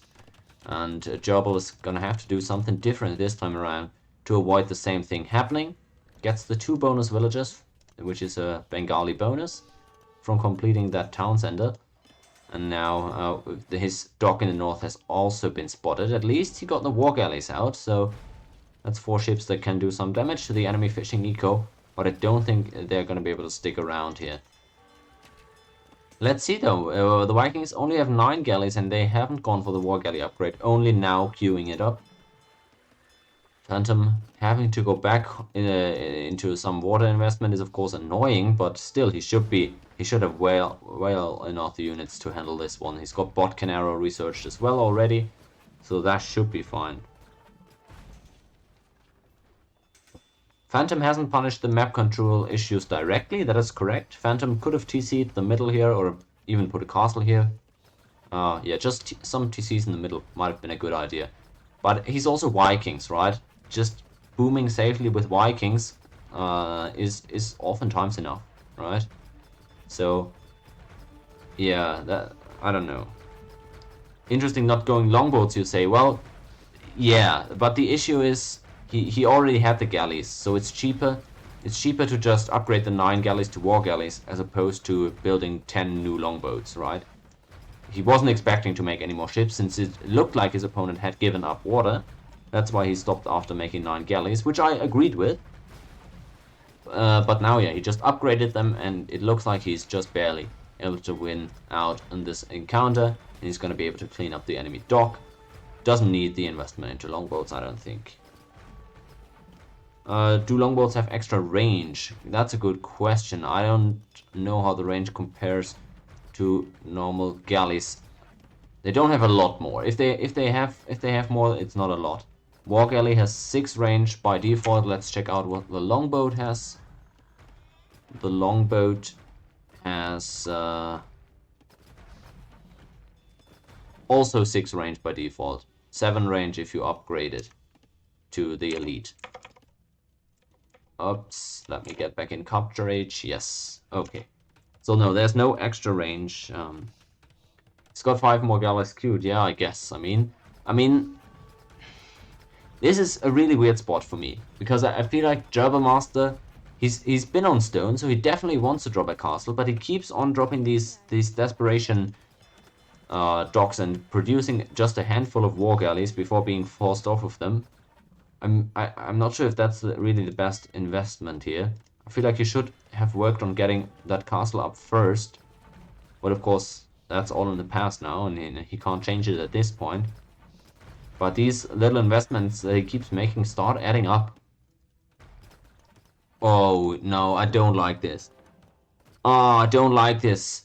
Gerbil's going forward to drop the castle in the middle. Oh, this could turn out horribly.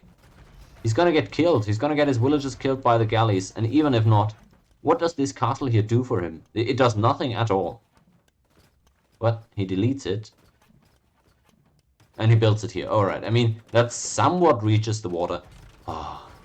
He needs to get back onto water. This gold control in the middle isn't even that important. At this point, at least. Oh no, this is gonna turn out horrible for Gerbil, isn't it? He's trying to get a castle up, and enemy villagers even making that one difficult for him. It looks like he's gonna get it up, but there's gonna be a counter castle on the side of Phantom, who's already on the way to him. Oh no. Yeah, I feel for the guy. I mean, he's trying to get gold in the middle now because he's running out of gold at home, I assume. Well, no, there was still well enough gold at home. Yeah, this is just wrong priorities at this point from GerbilMaster. He doesn't even know that the counter castle is coming up right now. I like the Rathas. That's some pretty looking units here. But it's not going to win him the game. Let's be honest. He's losing the investment yet again. It looks like Phantom, after all, is going to be able to close this out, which I'm going to be happy about because the guy was in my stream yesterday. It's, I guess, congrats to him if he's going to be able, if he's actually able to bring this one home. But also would have loved to see a good underdog story here from Gerbil. He's got the castle up, but it really doesn't yield him a lot. The opponent's still able to mine gold, right? So it doesn't even deny anything. And he still could have mined all of this gold at home. Right, so that's the main thing. So it doesn't even give him access to anything that he didn't have access to before, whereas dropping the castle to protect some docks would have at least given him an angle and some control that he didn't previously have. It's down over 1,000 score. At least he's on the way to imp already, but his opponent has just arrived there, and the traps coming out from the forward castle. I think that's already enough to win this game. Destroying this castle just completely removes any map control that Gerbil has, and from that point forward the docks are also going to be easy pickings. Oh, Cheese is in here as well. Yeah, great to see you, but no, I'm not the host here, sadly. And there's no canals in this game. You're absolutely right. Although I guess there kind of is, yeah. If you have a harbor on a canal tile, I guess you could somewhat drop units on either side of that harbor. I don't know. It's difficult. It's definitely not as beautiful a canal game as Civ 3. I have to admit that.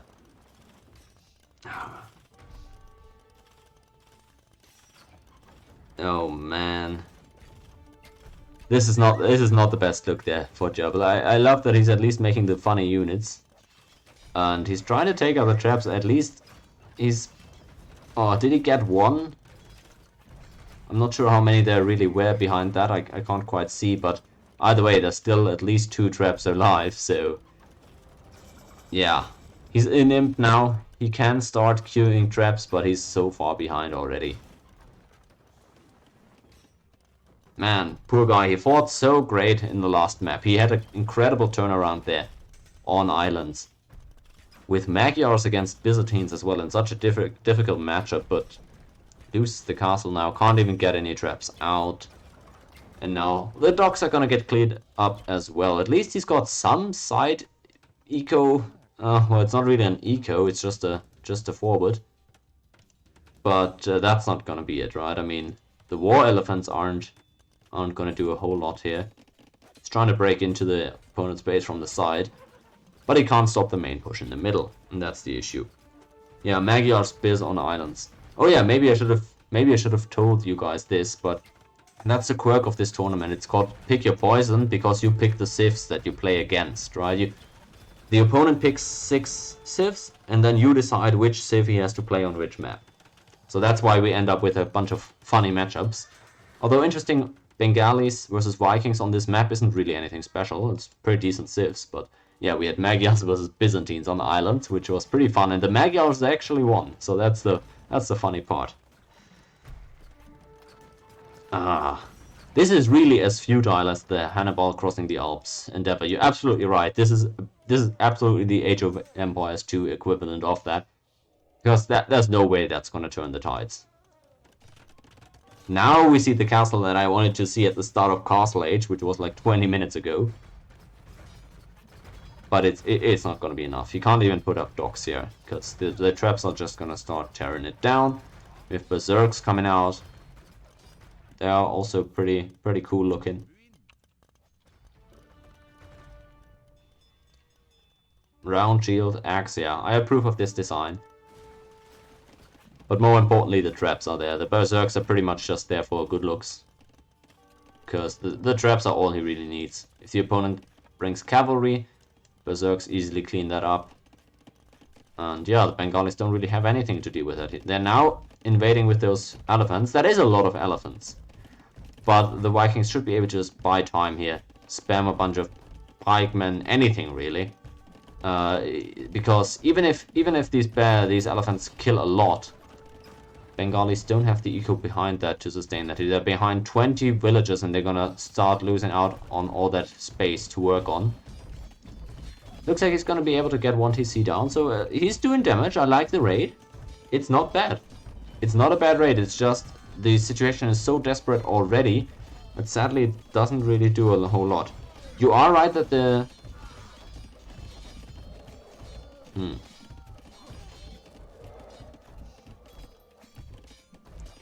You are right. Phantom is very late on this response. He doesn't have enough units at home. He's brought a few Berserks, or more so produced them from the castle. So he is taking heavy eco hits, but he's still way ahead in the eco, even despite all this. Imagine that. Imagine that after all that, you still got a better eco, and it's not like his push has stopped in the meantime. He's doing a good job, even despite his defense being subpar. He's doing a good job not letting off the pressure on offense. Might lose that second TC, but honestly, even if so, he's got enough rest to replant those TCs. Shouldn't be an issue really. And the Berserks, even if they lose these fights, they trade efficiently enough because the opponent can't replenish the forces. Gerbil doesn't have, well, he's soon not even gonna have the gold at home anymore, so yeah, there we go. The push was halted. Well, look at this, that's the last he has to offer. I respect it again, he's trying to get creative again in order to get back into this one, but he doesn't have the means at this point. Lost control over the middle, lost control over the water. Trying to get water control back, I guess, but he can't even make any ships because he doesn't have any gold. Right, I mean, he's not going to be able to mine that gold much longer. And while he's still sending units into the enemy base, at this point there is enough Berserks there to just clean that up. It's just regular Scorpions here. They don't do enough. Yeah, massive props to Phantom. He's played this one very well. And good effort by Gerbil, but I don't think he's got any more options at this point. He's doing a good job branching out, at least. He's saving a lot of villagers, but he's again investing into stuff that I don't think is directly going to contribute to him winning the game. Again, those galleys that... What are the galleons going to do? Right, I mean... they're probably going to die against the berserks if they fight phase up. So, yeah.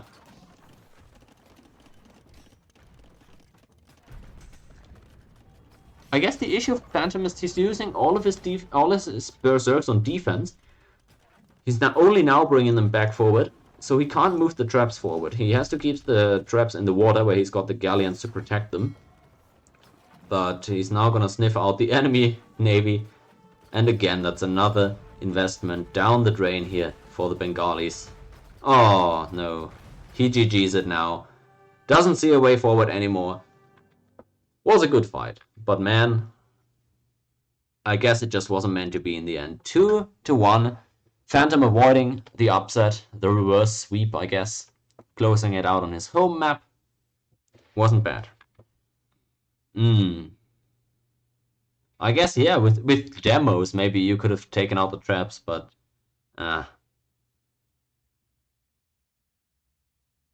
That is right, that is right. The elephant attack there, if nothing else, probably was a small moral victory there for a while, but it got shut down in time. And that's what I meant, right? If you just retreat into the TCs, you take the losses, it's fine. You can sustain that. Still way ahead. And Phantom moves on to round 2. It's pretty good game. I'm gonna have to get back to work now, I believe. Let me just check.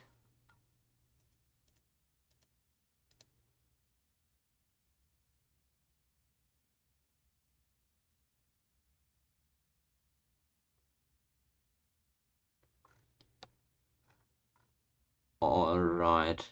Yeah, no, I'm gonna have to get back to work, sadly. It was a pretty decent stream. We saw Phantom, who visited the stream yesterday, pick up a win, so that's good for him. He's gonna be moving on to round 2. I'm gonna try to do the same thing in my Seed 2 versus 15 matchup some point later this week, hopefully. Mine is not scheduled yet, sadly. So, yeah, that is kind of the issue for me. My opponent isn't really responding currently, but we'll see if we can get back in touch. And we have to play before May 3rd. So, yeah, at some point before Tuesday or whatever that is, it's gonna have to be played. But don't have a date and time yet. Until then, I probably just keep casting these games, mainly from my actual bracket, right? This isn't my bracket, I just casted this one because Phantom was in the stream yesterday.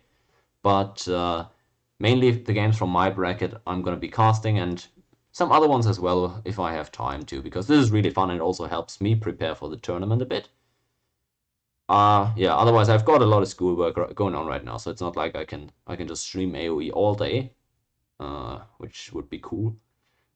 But yeah, that's that then for today. Congrats to Phantom, and I'll be back probably, yeah, if not this evening, I'll cast another set tomorrow evening, so we'll get some more games in, maybe even tomorrow morning. Either way, thanks everybody for coming out here. It was a good chat, and I'll see y'all later or tomorrow.